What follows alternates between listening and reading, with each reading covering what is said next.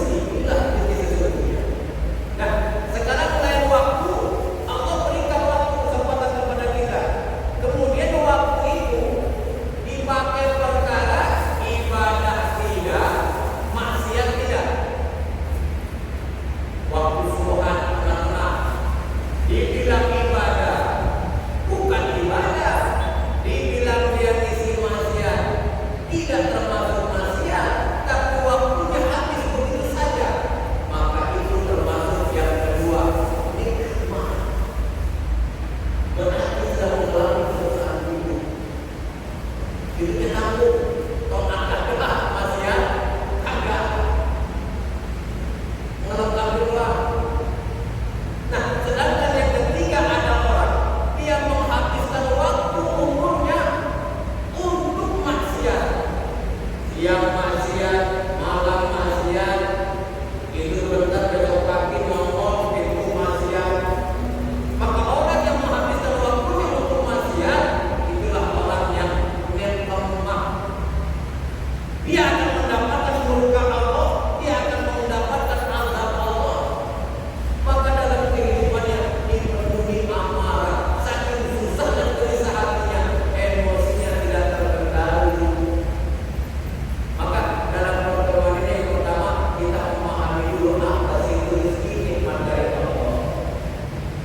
Yang kemudian baru kita masuk bagaimana caranya nikmat ini datang keras kepada kita. Sehingga apa yang jangankan perkara yang kita minta, yang kita minta pun dikasih Allah. Yang pertama, taat kepada Allah dan Rasulnya. Taat kepada Allah dan Rasulnya. Harga mati, gak pakai tawa dan gak pakai nanti. Selama hidup di dunia, taat kepada Allah dan Rasulnya, gak ada nanti, gak pakai tawa sampai mati. Yang kedua, supaya rezeki lancar, taat sama orang tua. Taat sama orang tua. Ustaz, orang tua saya masih ada, kunjungin, datang. Kalau masih benar tahu, kirim apa yang kirim, yang kira-kira orang tua senang. Ustaz, orang tua saya gak ada di dunia, kuburan ada, datangin kuburannya, biara. Dan yang ketiga, apa? Berdermawanlah kalau pengen rezekinya mengalir deras. Karena orang berprinsip memberi baru bertambah, bukan mengepal bertambah, tapi memberi baru bertambah.